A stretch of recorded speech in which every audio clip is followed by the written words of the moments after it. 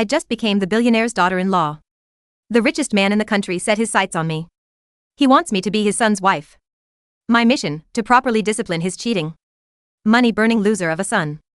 He asked if I could handle the heavy responsibility. LMAO. Starting today. If that spoiled brat dares to hook up with a single girl.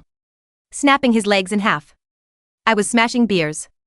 And tearing into some spicy wings at a dive bar with my bestie, Chloe. Chloe was scrolling through TikTok. Clicking her tongue and shaking her head. She shoved her cracked screen in my face. Look at this. Just look at it. America's golden boy has a new flavor of the week. Squinted at the screen. It was news about the richest heir in the country. Jack Sterling. The article had a picture of him. I hate to admit it. But the guy was prettier than most Hollywood A-listers. He had that arrogant, I own the world vibe that made you want to slap him. Too bad. He was a total waste of space. He went through a dozen girlfriends a month. If she had a pulse and a nice rack, he was interested. And when he got bored, he dumped them with a fat check as a consolation prize. So he swapped hoes again. Who cares? I downed another shot of tequila. The world was already spinning a little. Chloe nudged my ribs, raising an eyebrow. Hypothetically, if that was your husband, what would you do? What would I do? Hearing that I suddenly wasn't drunk anymore, I slammed my glass down. If I was Jack Sterling's wife, if that dumbass playboy dared to step out on me, I swear to God I would break his fucking legs. Don't get me started on his business ventures. He buys companies just to tank them. If he was my man, I'd keep him on a leash so tight he couldn't breathe. Every dollar he wasted would be a lash on his back. Look at those dark circles under his eyes. Mid-rant, Chloe's eyes suddenly went wide. She looked at me with pure terror. Blinking frantically, I burped. Tasting cheap tequila. What? You having a seizure? And another thing. His dad, Arthur Sterling, is a total moron, too. He has one son and lets him run wild like a feral dog. If I was his mom, I'd slap the soul out of him. And then immediately start working on a replacement baby. The more I talked, the more hyped I got. I was unstoppable. Suddenly someone tapped me on the shoulder from behind. I think you make a very compelling point. Would you be willing to discipline him for me? Who the hell? I squinted and whipped my head around. Mash. My beer bottle slipped and shattered on the concrete. Standing behind me was a middle-aged man in a crisp white dress shirt. His posture was military straight. His eyes burning with intensity. He looked excessively familiar. Arthur. Arthur fucking Sterling. Why in the sweet hell was the country's top billionaire eating at a greasy wing joint? Chloe covered her face and practically teleported away in shame. Don't be afraid, Arthur said. His face dead serious. I think your philosophy is sound. How about this? Are you willing to be his? My eyes lit up. His mom. Arthur's face turned black. His wife. Arthur Sterling drove me straight to Bel Air. I'm talking about the kind of estate you only see in movies. I've never seen a house this big in my life. The floor tiles alone probably cost more than my entire college education. I sat on a leather sofa that cost more than a Honda, with Arthur sitting opposite me. A few minutes later, the front door swung open. A guy walked in wearing a black Gucci t-shirt, dragging a heavy metal chain. Jack Sterling, the Prince of Bel Air himself. He saw us and froze. Dad. What are you doing here? What is that? Arthur asked darkly. My dog. You've seen him before? Wait. What the fuck? Where's my dog? Jax panicked and spun around me. 2 minutes later, a husky wandered in looking completely stoned. Jack tossed the chain aside, his face darkening as he pointed at me. You brought her here. Openly in front of me. Arthur's face got even darker. My wife isn't dead yet, you moron. Him? I coughed lightly. Time to assert dominance. Jack's right. Come here. Kneel down. Mommy needs to tell you something. Jack's eyes almost popped out of his skull. Excuse me. He gritted his teeth and looked at his dad. What is this? Arthur stayed calm. Get acquainted. This is the wife I found for you. From now on, you listen to her. Jax looked like he'd been slapped with a wet fish. Her. He looked me up and down with pure disgust. She looks like she dumpster dives for clothes. You want me to listen to her? Keep dreaming. Arthur ignored him and handed me a black bank card for you. From now on, all his allowance goes to this card. What? Jax looked confused. Arthur narrowed his eyes at his son. Your money is now her money. Your cars, your penthouse. Your stocks. I've transferred everything to her name, Peach. Jax exploded. Why the hell would you do that? Because even my money is with your mother. That's why Arthur stood up. Cut the crap. Don't make me slap you. I held the heavy gold card. Feeling the weight of capitalism. From now on, this waste of space is your problem. Discipline him however you want. The money is yours to control. With that, Arthur ignored Jax's screaming protests and walked out. Before closing the door, he gave me a look. Don't hold back him if you have to. Your unexpected parenting theory makes sense. If you accidentally kill him, I'll just start working on a replacement heir. I've still got time. Bang. The door closed. Me, Jax. There was some fatherly love there. But very, very little. What does instant wealth feel like? I clutched the gold card practically vibrating and texted Chloe me. I'm filthy rich. Chloe. Blink twice if you've been kidnapped. Even if I was kidnapped, you couldn't see me blink. You idiot. After I explained the whole insane situation, Chloe sent a single reply. LOL. Then I'm actually starting to pity Jax.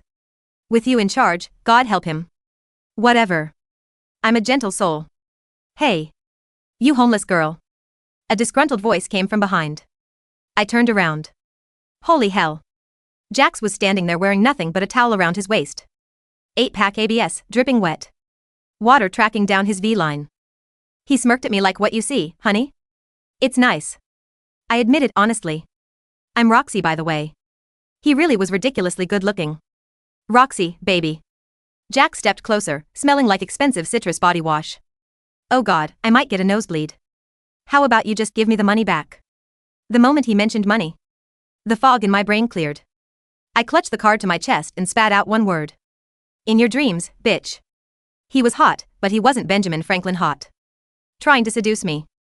Wrong target. Pretty boy. I've been gutting fish at the wet market for 10 years. My heart is colder than a Siberian winter unless you pay me. Jackson's face dropped instantly. Don't be a stuck-up prude. That's my fucking money. FK off. I kept it simple. Fuck, Jack swore, his face turning red. If you were a dude, I'd knock you out right now. I tilted my chin up proudly. If I were a dude, I couldn't be your wife. Could I get out now? It was his turn to say it. The next morning I woke up with massive dark circles under my eyes. I was too excited to sleep. The villa doorbell rang. Yawning, I opened it to find a man in a black suit. Miss Roxy, I'm Mr. Sterling's secretary, Jane. These are the young master's car keys and property deeds. Mr. Sterling asked me to deliver them. Before I could process it, Jane handed me a heavy tote bag. It was literally filled to the brim with car keys. I almost dropped it. Mission accomplished. Jang left like a ninja. I dragged the heavy bag to the elevator and went down to the underground garage. I flicked the light switch. Bank after bank of lights flickered on. My jaw hit the floor. It was an underground parking lot the size of a theme park. And it wasn't full of Toyotas. The cheapest car here was a Porsche 911. We're talking Ferraris, Rolls-Royces, McLaren, Maseratis. I fell to my knees. This is the power of the 1%. Yesterday I was a peasant. Today I am a queen. I hauled the keys back upstairs and locked them in my room. I made some toast. A bit later, Jack stumbled downstairs, rubbing his eyes. When he saw me, his face soured. Why the FK are you still here? I smiled sweetly and dangled the key to the Bel Air mansion. Sorry, sweetie. This is my house now. Bullshit. Jax grabbed his jacket off the couch. Fine, you stay here. I'm leaving. Where are you going? I blocked his path. I'm your wifey. You have to tell me where you go. I'm going to Club Dynasty. Don't follow me. He turned to leave. Patted his pockets and froze. Where are my effing car keys? Safe and sound in my room. I giggled. Jax glared at me with pure hatred and stormed out on foot. I went back to my room, grabbed a random set of keys. Went down to the garage. Picked a McLaren and headed straight for Club Dynasty. Listen here, little boy. If I don't set you straight today, assume my bones are made of jelly. The McLaren 720S purred like a jungle cat that just ate a very expensive gazelle. I'd never driven a supercar before, but apparently, when you have the keys to the kingdom, you figure out the paddle shifters pretty quickly. I cruised down Sunset Boulevard, the engine roaring every time I tapped the gas. A few miles down, I spotted him. Jack Sterling. The Prince of Bel Air. Walking. He looked miserable. His Gucci loafers weren't made for the cracked pavement of the real world. He was sweating, his hair was starting to frizz, and he was furiously typing on his phone, probably trying to Uber with a deactivated card. I slowed the McLaren to a crawl right beside him and rolled down the window. The blast of AC hit his sweaty face. "Need a ride, Pilgrim?" I chirped, lowering my sunglasses. Jack jumped, then scowled so hard his eyebrows almost touched. "You stole my car." "I borrowed our car," I corrected. "Hop in. You're embarrassing the family brand looking like a stray dog out here." "I'd rather die," he spat, turning his head. "Suit yourself." I revved the engine. Club Dynasty is still 3 miles away. I hear it's uphill. I started to peel off. "Wait." I slammed the brakes. Jack ripped the door open and collapsed into the passenger seat, panting. He smelled like expensive cologne and defeat. "This is kidnapping," he muttered, buckling up. "Grand Theft Auto." "This is parenting," I said, peeling out into traffic. "Buckle up, Buttercup. Mommy's driving." When we arrived at Club Dynasty, the valet rushed over, eyes wide. He opened my door first. "Good evening, Miss." "Mrs. Sterling," I said loud enough for the paparazzi lurking by the bushes to hear. I tossed the keys to the valet. "Take care of her. And don't let him drive it," I pointed a thumb at Jack. We marched to the entrance. The bouncer, a mountain of a man named Tiny, unhooked the velvet rope for Jack out of habit, but I held up a hand. "Hold on, Tiny," I said. "Check his cover charge." Jack scoffed. "Do you know who I am?" "I own this place." "Well, my dad does." "Check it," I ordered. Jack rolled his eyes and tapped his phone against the terminal. Beep beep. Transaction declined. Jack froze. He tried again. Beep beep. "Must be a glitch," Jack stammered, sweat beading on his forehead again. "Tiny, just let me in." "Sorry, Mr. Sterling," Tiny rumbled, looking awkward. "New management protocols. Cash or credit only." Jack turned to me, eyes blazing. "You froze my accounts?" "Arthur froze them," I corrected, pulling out the black card. "I just control the thermostat." I tapped the card. Ding. "Approved." "I'll pay for him," I told Tiny. "Put him on my tab." "But he gets a wristband." "The neon yellow one." "The under 21 wristband?" Jack choked out. "I'm 25. "Tonight, you're a toddler on a field trip," I smiled sweetly, patting his cheek. "Now come on. Let's go dance." Inside, the bass was thumping hard enough to reset a pacemaker. Jack immediately tried to veer off toward the VIP section where a flock of models were waiting like hungry seagulls. I grabbed him by the back of his designer t-shirt. VIP is for people with money. You have $0. We're sitting at the bar." I dragged him to a high stool. The bartender, confused, looked between us. "Tequila. The whole bottle." "Don Julio 1942, I ordered. "And for the child, a Shirley Temple. Extra cherries." "I am not drinking a Shirley Temple," Jack hissed. "Then you're drinking tap water from the bathroom sink," I replied, pouring myself a shot. "Look, Jack, here's the deal. You want your life back? You earn it." "How?" "Don't be a douchebag for 30 days. No random hookups. No buying companies just to burn them down. And you listen to me." Jack stared at the neon red cherry in his drink. A blonde in a dress made of dental floss walked by and winked at him. Jack's reflex kicked in, he started to smirk and lean forward. I slammed my shot glass down. The sound cracked like a whip. "Eyes on me, Sterling," I warned. "Or I snap the other leg." He flinched. Actually flinched. "Fine," he grumbled, taking a sip of his grenadine-laced Sprite. 30 days. But when this is over, I'm firing you. From the family. From the earth. Cute, I grinned. Now hold my purse. I need to pee. Chapter 2, The Allowance and the Egg. The next morning, the hangover was real, but the power trip was better. I sat at the head of the ridiculous 20-foot mahogany dining table. Jack sat at the far end, looking like a prisoner of war. The maid, Maria, who I'd learned was terrified of Jack, placed a plate of eggs Benedict in front of me. In front of Jack, she placed a box of Pop-Tarts. Strawberry. Untoasted. "Is this a joke?" Jack held up the foil packet. "Budget cuts," I said, slicing my egg. "Arthur gave me the breakdown of your monthly spending. Do you know you spent $40,000 on artisanal ice cubes last month?" Jack shrugged. "They were imported from a glacier in Iceland. They're frozen water, Jack." "Water." I rubbed my temples. "So, here's the new system. You get an allowance." Jack perked up. "How much?" 10 grand a week? I slid a crisp $20 bill down the long table. It fluttered and landed in his orange juice. $20, he whispered, horrified. A day? A week. A week? He stood up, knocking his chair over. I can't buy a coffee for $20. Then make coffee at home. I yelled back. There is a machine in the kitchen that costs more than my kidney. Learn to push the button. Jack stormed out. I'm calling Dad. Go ahead. Ask him about the replacement heir. 10 minutes later, Jack returned, defeated. He fished the wet 20 out of his juice and dried it with a napkin. I need gas money, he muttered. Walk. Or take the bus. Build character. That afternoon, I found him in the garage trying to siphon gas from his Ferrari into a lawnmower can to sell to the neighbors. Creative, I noted, leaning against the doorframe. But illegal. I need cigarettes, Roxy, he pleaded, looking desperate. I'll do anything. I'll clean the pool. My eyes lit up. You? Manual labor? Yes. Just. Give me $10. Deal. For the next 3 hours, I sat on a lounge chair with a margarita, watching the heir to the Sterling Empire skim leaves out of the infinity pool. He was shirtless, sweating, and, I hated to admit it, magnificent to look at. The man was cut from marble. It was a shame the marble was filled with rocks instead of a brain. Missed a spot, I called out. He glared at me, wiping sweat from his brow. You are literally Satan. Satan didn't give you $20. Satan would have made you clean the toilets. I took a sip. Actually, that's for tomorrow. Chapter 3, The X Factor. 2 weeks in. Jack had lost 5 pounds, no more foie gras dinners, gained a tan from yard work, and had stopped threatening to kill me every hour. He was now down to twice a day. Progress. Then, she arrived. Vanessa. A Victoria's Secret model with legs that went up to her neck and a personality that went straight to the gutter. She breezed into the villa like she owned it. Jackie Bear, she squealed, ignoring me completely.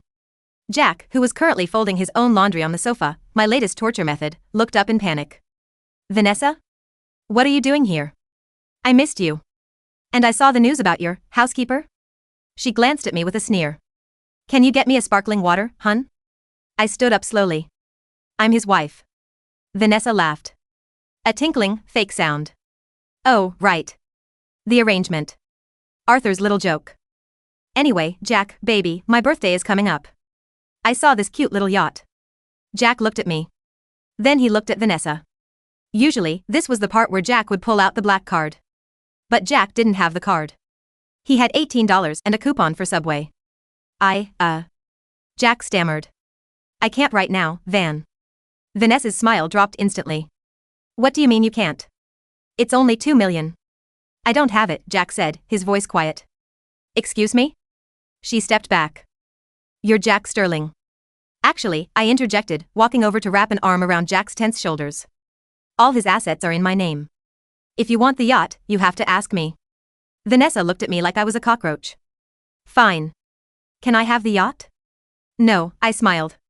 But you can have a ride to the gate. I'll give you 3 minutes before I release the hounds. You don't have hounds, Vanessa scoffed. I whistled. The stoned husky, who we had named Dumpling, trotted in, followed by 2 actual Dobermans Arthur had sent over for security. Vanessa shrieked and ran. Jack watched her go. He didn't look sad. He looked relieved. She didn't even ask how I was, Jack murmured. She's a leech, Jack, I said softly, dropping the tough act for a second. They all were. They liked the wallet, not the man. Jack looked at me, really looked at me. His blue eyes were intense. And you? You have the wallet now. I don't want your money, Jack, I said honestly. I just want you to stop being a loser so I can go back to eating wings in peace. I'm not a loser, he said, but there was no venom in it. He looked down at the laundry. I folded the fitted sheet. It was difficult. Show me. We spent the next 20 minutes discussing the geometry of fitted sheets. It was the most normal conversation we'd ever had. Chapter 4, The Hostile Takeover. Week 4. The Turning Point. Arthur called. He wasn't happy. A rival firm, Apex Corp, was launching a hostile takeover of one of the Sterling subsidiaries, a tech company Jack had bought 3 years ago and completely ignored.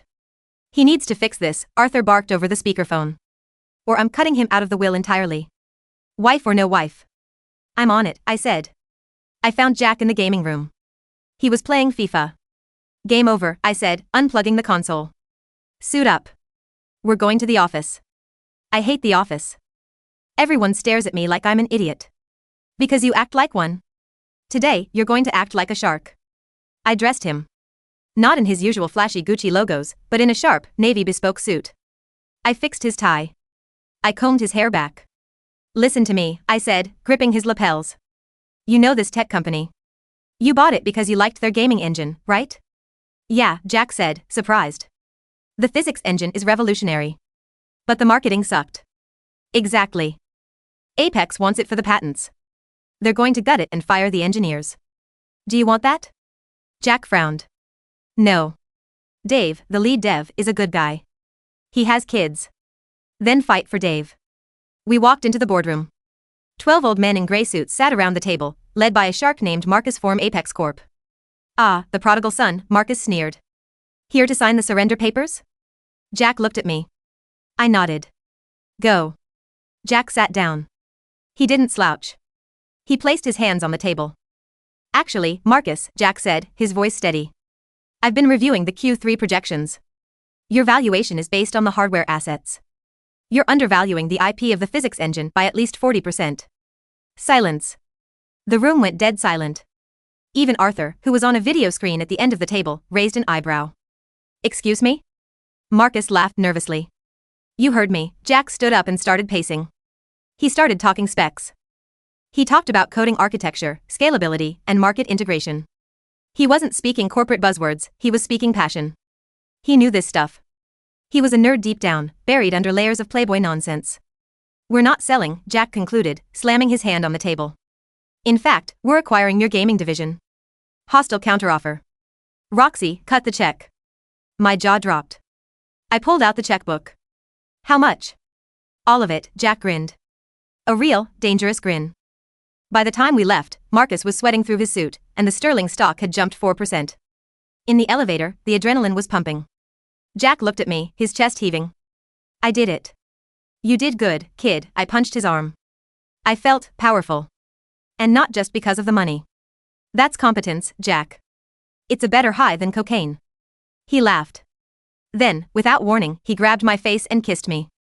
It wasn't a polite peck. It was a movie star, sweeping music, toe-curling kiss. My brain short-circuited. I tasted mint and victory. He pulled back, looking just as shocked as I was. He rubbed the back of his neck. Sorry. Adrenaline. Yeah, I squeaked, touching my lips. Adrenaline. The elevator doors opened. We walked to the car in silence, but the air between us was crackling like a downed power line. Chapter 5, The Accident. Things changed after the boardroom. Jack started going to work early. He asked for my advice. We ate dinner together, actual food I cooked, like spicy wings and tacos. He loved them. But naturally, just as things were getting good, the universe decided to throw a brick at us. Chloe called me. Roxy, look at TMZ. I opened the app. Jack Sterling spotted entering hotel with mystery blonde. The picture was grainy, but it was definitely Jack. And definitely a blonde. The old Roxy would have grabbed a baseball bat. But the new Roxy felt something weird in her chest. A crack. I sat in the dark living room waiting. Jack walked in at 2 a.m. He looked tired. Where were you? I asked, voice cold. Working, he said, loosening his tie. At the Four Seasons? With a blonde? I held up the phone. Jack froze. Roxy, that's not what it looks like. Save it, I stood up. I'm the one holding the leash, remember? I snapped the legs. That was the deal. It's an investor. She's 60 years old, the photo is just a bad angle. Jack shouted, stepping forward. Why do you immediately assume the worst of me? Because you're Jack Sterling. It's your brand. Not anymore. He yelled. I've been trying. For you. Why can't you see that? Because guys like you don't change. I did. Prove it. I can't right now, He suddenly grabbed his chest. His face went gray. He collapsed to his knees. Jack? My anger evaporated instantly. Jack. I rushed to him. He was gasping for air. Panic attack? Heart attack? Hospital, he wheezed. I drove the McLaren like I was escaping hell. I got him to the ER in 6 minutes. It turned out to be acute exhaustion combined with a severe allergic reaction to some shellfish he'd eaten at the business dinner. I sat by his bed for 12 hours. Arthur came and went, looking grim. When Jack finally woke up, He looked pale and small in the hospital bed. Hey, he rasped. Hey yourself, idiot, I said, my eyes burning. You almost died over a shrimp. Did you break my legs? Not yet. I'm waiting for you to heal so it's fair. He smiled weakly. The blonde. Mrs. Halloway. She's the CEO of Techstar. I was pitching her. I swear, Roxy. I didn't touch her. I know, I sighed. Arthur told me. I'm sorry. Jack reached out and took my hand. His fingers were warm. You were jealous. I was protecting my investment. Liar. Fine. I was a little jealous. Good. He squeezed my hand. Because I don't want anyone else. You're the only one crazy enough to handle me. Chapter 6, the grand finale. 6 months later. The Sterling Annual Charity Gala. The biggest event of the year. I stood in front of the mirror wearing a dress that cost more than the house I grew up in. It was emerald green, backless, and dangerous. Jack walked in, fixing his cufflinks. He stopped dead. Wow, he breathed. You look expensive. I am expensive, I winked. You ready to face the sharks? With you? Always. We walked down the grand staircase together. The flashbulbs were blinding. Reporters were shouting. Jack. Is it true you're taking over as CEO next month? Roxy. Is the marriage real or a sham? Jack stopped on the red carpet. He turned to the cameras. He pulled me close, his arm possessive around my waist. The marriage, Jack announced loudly, started as a punishment. But now? He looked down at me, his eyes full of something that terrified me and thrilled me at the same time. Now, I'm just the lucky guy who gets to carry her purse. The crowd laughed. Arthur was waiting for us inside. He looked at Jack, then at me. A rare, tiny smile cracked his stony face. You didn't kill him, Arthur noted. It was touch and go for a while, I admitted. But he's trainable. He's leading the Asian market expansion, Arthur said. And he hasn't been in a scandal for 6 months. I suppose. I owe you a thank you. You owe me a raise, I corrected. Done, Arthur nodded. And the house in the Hamptons. Deal. Later that night, we ditched the gala early. We grabbed burgers from a drive-thru in the McLaren, me in my gown, Jack in his tuxedo. We parked on a cliff overlooking the city lights of LA. So, Jack said, wiping ketchup off his lip. Did I pass the mission? Am I disciplined? You're getting there, I said, chewing a fry. But you still leave the toilet seat up. I can fix that. He shifted in the seat to face me. The city lights reflected in his eyes. Roxy, seriously. The contract Arthur made, it says you can divorce me after a year and keep half the assets. I know. I read the fine print. The year is up in 2 months. Jack looked nervous. For the first time, the cocky billionaire looked like a scared boy. Are you gonna take the money and run? I looked at him. I looked at the guy who used to be a waste of space, who now ran a company, who folded his own laundry, badly, and who looked at me like I was the only star in the sky. I tapped my chin. Half the billions, single life, endless tequila. Jack flinched. But, I continued, leaning in close, grabbing his tie. I've put a lot of work into training you. Seems a waste to let some other girl enjoy the finished product. Jack let out a breath he'd been holding. So I'm stuck with you? Forever, pretty boy. I kissed him. It tasted like burgers and expensive champagne. Just remember one thing, I whispered against his lips. What? If you ever cheat on me, I really will break your legs. Jack laughed, a deep, happy sound. Yes, ma'am. The end.